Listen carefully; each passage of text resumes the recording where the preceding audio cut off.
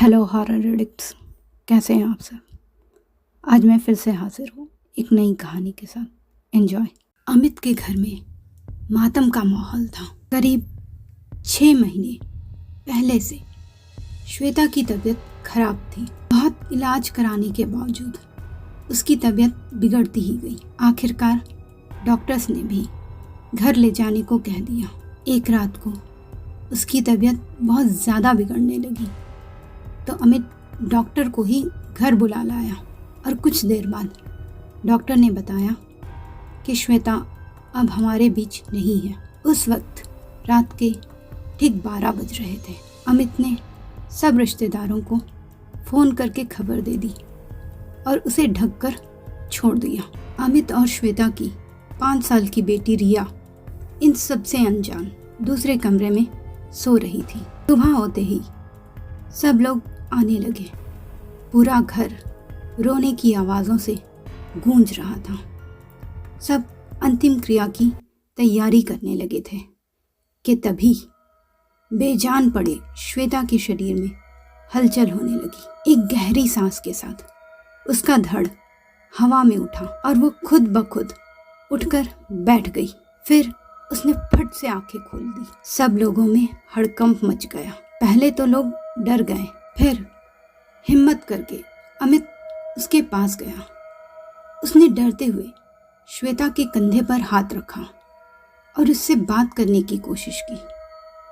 श्वेता ने पहले अपने कंधे पर रखे हाथ को गौर से देखा, फिर उसकी नज़र हाथ से होती हुई अमित के चेहरे पर गई। एक बार को उसने उसे बड़ी बड़ी आंखें करके देखा, फिर बिल्कुल सामान्य हो गई। सब लोग इस चमत्कार से आश्चर्यचकित थे और हंसी खुशी अपने घरों को लौट गए।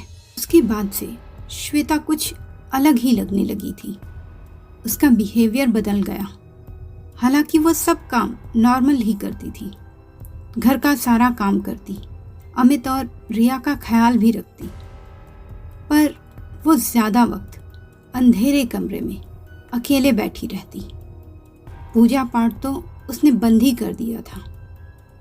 एक बार अमित ने उसे मंदिर चलने को कहा तो उसने गुस्से से आंखें बड़ी बड़ी करके अमित को घूरा और मैं नहीं जाऊंगी कहकर रूम में चली गई और दरवाज़ा धड़ाम से बंद कर दिया। दिन यूं ही बीतते गए। अमित को घर में कुछ अलग महसूस होता रहता, पर वो फीलिंग को झटक देता। एक दिन एक फकीर को अमित घर पर खाना खाने को बुला लाया।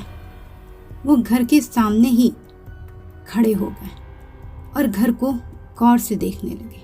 अमित भी घर की तरफ देखने लगा। उसे खिड़की पर एक औरत नजर आई। वो उस औरत को नहीं जानता था। इससे पहले कि वो कुछ समझ पाता, वो औरत पलक झपकते ही गायब हो गई।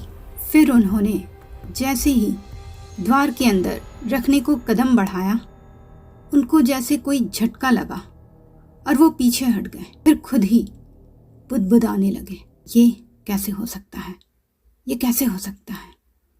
उन्होंने घबरा कर अमित का हाथ पकड़ा और खींचते हुए थोड़ी दूर ले जाकर रुक गए। पहले इधर उधर देखा, फिर दबी हुई आवाज में बोले, उस घर में कौन है। अचानक आए इस सवाल से हैरान अमित ने कहा, मेरी बेटी और मेरी बीवी। फकीर ने घबराते हुए कहा, वो औरत तेरी बीवी नहीं है, वो औरत जिंदा नहीं है। तू मुर्दे को अपनी बीवी समझ रहा है। जिंदा नहीं है, ये क्या कह रहे हो बाबा। अमित ने अचरज से पूछा। हाँ, वो जिंदा नहीं है, मुर्दा है वो, मुर्दा, बाबा ने जोर देते हुए कहा।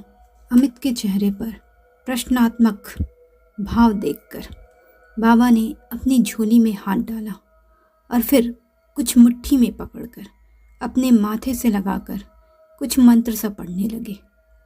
फिर अमित की दाईं हथेली पकड़कर अभिमंत्रित चीज जो कि भभूत थी डाल दी और उसकी मुट्ठी बंद करते हुए बोले, तुझे यकीन नहीं आता ना मेरी बात पर, तो इसमें से थोड़ी सी भभूत अपनी बीवी के खाने में मिला देना और फिर सच अपनी आंखों से देख लेना। ये कहकर वो मुड़े और तेज कदमों से चलते हुए नजरों से ओझल हो गए। अमित बहुत कश्मकश में था। बाबा की बात माने या ना माने, पर अगर बाबा की बात सच हुई तो उसके साथ साथ उसकी बेटी की भी जान खतरे में थी। शाम की चाय का वक्त था। श्वेता चाय लेकर आई। अमित ने कहा, चाय फीकी लग रही है, थोड़ी चीनी ले आओ। तो श्वेता अपना कप वही टेबल पर रखकर चीनी लाने किचन में चली गई। तो अमित ने पहले किचन की तरफ देखा। श्वेता नहीं दिख रही थी। उसने झट से एक चुटकी भभूत उसके कप में डालकर मिला दी और फिर चुपचाप बैठ गया। श्वेता चीनी ले आई तो मुस्कुराते हुए अपना कप आगे कर दिया। उसने चीनी डाली और चम्मच से मिलाकर वापस अपना कप उठाया। अब अमित का दिल जोरों से धड़क रहा था। वह अपनी घबराहट छुपाने में लगा हुआ था। श्वेता ने जैसे ही चाय की एक सिप ली, वह दर्द से चीखने लगी। उसके पूरे बदन से धुआं उठने लगा। उसकी आंखें लाल अंगारों की तरह जल रही थी। उसने झट से अमित का गला पकड़ लिया। ये तूने क्या किया? श्वेता चीख रही थी, पर उसकी आवाज अब उसकी न थी।